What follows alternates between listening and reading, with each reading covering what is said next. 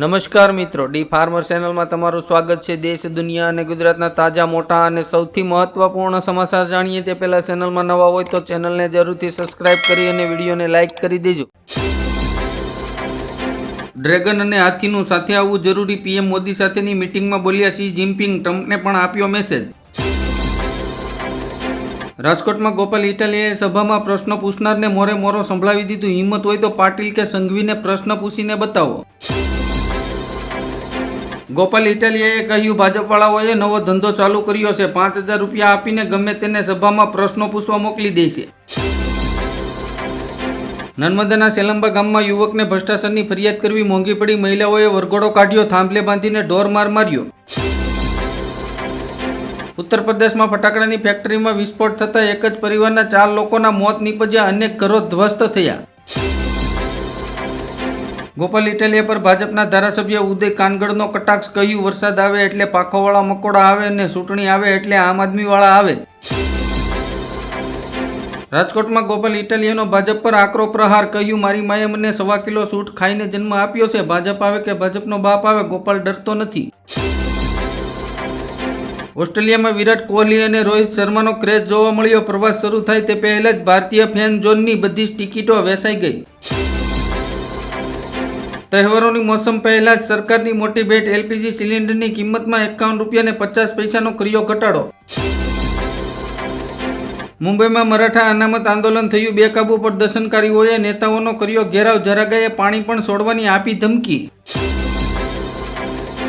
કેન્દ્રીય મંત્રી નીતિન ગડકરીએ કહ્યું, જે લોકો મૂર્ખ બનાવી શકે છે તે શ્રેષ્ઠ નેતા બની શકે છે।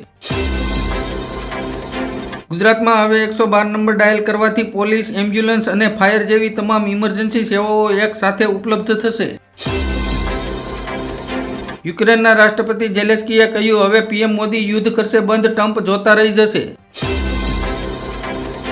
અબ કી બાર તેજસ્વી સરકાર, રેલીમાં નારા લાગતા ભડક્યા તેજ પ્રતાપ યાદવ, કહ્યું ફાલતુ બાત ન કરો। તેલંગાણાના સીએમ રેવંત રેડ્ડીને દિલ્હી જઈને ભૂખ હડતાલ પર બેસવાનો મળ્યો અનોખો પડકાર। ઇઝરાયેલી હુમલામાં યમનની હુતી સરકારના વડાપ્રધાન સહિત તમામ કેબિનેટ મંત્રીઓ માર્યા ગયા। પૂર્વ મંત્રી જવાહર ચાવડાના ખાસ સમર્થકો આમ આદમી પાર્ટીમાં જોડાયા, ગુજરાત ભાજપના ભૂકંપ। સુરતમાં 197 કરોડના સાયબર ફ્રોડ કેસમાં મિલન દરજી ગેંગનો સાગરીત ઝડપાયો, ક્રાઇમ બ્રાન્ચને મળી મોટી સફળતા। દિલ્હીમાં કાલાજીના મંદિરમાં સેવાદારની હત્યા, પ્રસાદ ન મળતા શ્રદ્ધાળુઓએ ઢોર માર મારીને મોતને ઘાટ ઉતારી દેવાયો। ગીર સોમનાથ જિલ્લામાં એલસીબીનો સપાટો, ઉના શહેરમાં ભાજપના ઉપપ્રમુખ સહિત 8 લોકો જુગાર રમતા પકડાયા। ગૃહમંત્રી અમિત શાહ વિરુદ્ધ વાંધાજનક ટિપ્પણી કરવા બદલ મહુવા મોઇત્રા વિરુદ્ધ એફઆઈઆર દાખલ કરવામાં આવી। વર્ષોની મહેનત પર ટ્રમ્પે પાણી ફેરવી દીધું, ટોયલેટમાં જોવા મળે છે અમેરિકન બ્રાન્ડ। અમેરિકાના ભૂતપૂર્વ સલાહકારક જેક સુલિવાએ ડોનાલ્ડ ટ્રમ્પને બતાવી દીધો અરીસો। અમેરિકા સાથે તણાવ છતાંય જાપાનમાં મોદીનો ડંકો, 16 જાપાનીઝ ગવર્નરો સાથે કરી મુલાકાત। સૌરાષ્ટ્રમાં જૂના જોગીઓ ફરી સક્રિય થતા રાજકીય અટકળો તેજ, અચાનક જ આ બે નેતાઓ અમિત શાહને મળવા પહોંચી ગયા દિલ્હી। વડોદરામાં સરકારી કર્મચારીની કરતૂત, પોતાની બદલી કરાવવા 30,000 નાગરિકોને 3 દિવસ તરસ્યા રાખ્યા। તુર્કી સાથે વેપાર બંધ કરવાની વાતો ખોટી નીકળી, મોદી સરકારનો વધુ એક યુ-ટર્ન। સંભામાં રાવી નદીમાં ભયંકર પૂરથી ભારે તબાહી મચી, ભૂસ્ખલન, વાદળ ફાટવા અને ભારે વિનાશને કારણે ડઝનેક લોકો માર્યા ગયા। ગુજરાતના એકમાત્ર સાંસદ ગેનીબેન ઠાકોરે ગાયને રાજ્ય માતાનો દરજ્જો આપવા માટે અવાજ ઉઠાવ્યો। પીએમ મોદીનું ઉદાહરણ આપીને ઉમા ભારતીએ કહ્યું, હજુ તો હું 65 વર્ષની પણ નથી થઈ, ચૂંટણી તો લડી શકું। ગુજરાત સરકારની નવી નીતિ, જમીન સંપાદનના વળતરમાં હવે ટેક્સ લાગુ। વડાપ્રધાન નરેન્દ્ર મોદી ચીનના તિયાનજિન શહેરમાં પહોંચ્યા, રેડ કાર્પેટ પર થયું સ્વાગત। મુંબઈમાં જરાગાના આંદોલનની મંજૂરીથી ભાજપમાં ઘેરાયું શંકાનું વાદળ, દેવેન્દ્ર ફડણવીસના આ નિર્ણય પર ઉઠી રહ્યા છે સવાલો। વડોદરાના સાંસદ હેમાંગ જોશીની સોનિયા ગાંધીને વિનંતી, કારેલી બાગની મેન્ટલ હોસ્પિટલમાં પુત્ર રાહુલનું માનસિક સ્કેનિંગ કરાવો। ગુજરાતમાં મતચોરીનો આરોપ લગાવતી કોંગ્રેસ 62 લાખ બોગસ મતદારો, CR પાટીલની બેઠક પર 30,000 બોગસ મતદાન. ઉત્તર ભારતમાં ભારે વરસાદને કારણે ગુજરાતમાંથી જતી ટ્રેનો રદ કરાઈ, રેલવેએ જાહેર કર્યું લિસ્ટ. પશ્ચિમ આફ્રિકામાં મોટી દુર્ઘટના, દરિયામાં એક જહાજ ડૂબતા 70 લોકોના મોત. ઓનલાઈન રિયલ મની ગેમ કેસમાં 140 કરોડની GSTનું ચોરીનું કૌભાંડ ઝડપાયું. ટ્રમ્પ છેલ્લા 24 કલાકથી રહસ્યમય સંજોગમાં ગુમ, વિશ્વભરમાંથી અનેક અટકળો આવતા 2 દિવસ પણ ગાયબ રહેશે.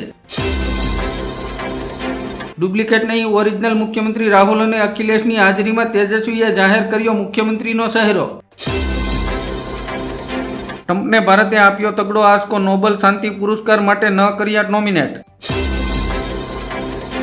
મોદી સરકારની મોટી ભેટ, ખાતામાં બેલેન્સ ન હોય તો પણ 10,000 રૂપિયા સુધી ઉપાડવાની મળશે સુવિધા. ભૂતપૂર્વ ઉપરાષ્ટ્રપતિ જગદીપ ધનખડ ફરી સરસામાં પેન્શન માટે કરી અરજી. કપાસની આયાત પર ટેક્સ છૂટ મુદ્દે RSS સાથે સંકળાયેલા કિસાન સંઘનો વિરોધ. છોટાઉદેપુરના ડુંગરવાડ પાસે ભારત નદીના બ્રિજ પર પડ્યું ગાબડું, ભારે વાહનો પર મુકાયો પ્રતિબંધ. દેશના વડાપ્રધાન નરેન્દ્ર મોદી સતત તેમના વસનોથી ગુલાટ મારી રહ્યા છે. પહેલા કહ્યું સ્વિસ બેંકમાંથી કાળું ધન પાછું લાવીશ, હવે કહે છે મને કાંઈ લેવા દેવા નથી. મહાકુંભમાંથી ફેમસ થયેલી મોનાલિસાની કિસ્મત ચમકી, બોલિવૂડ બાદ મલયાલમ ફિલ્મમાં મળ્યો રોલ. ચોમાસાની સિઝને તો ભારે કરી, અમદાવાદમાં મચ્છરજન્ય અને પાણીજન્ય રોગચાળો વકર્યો, આરોગ્ય વિભાગ એક્શન મોડમાં.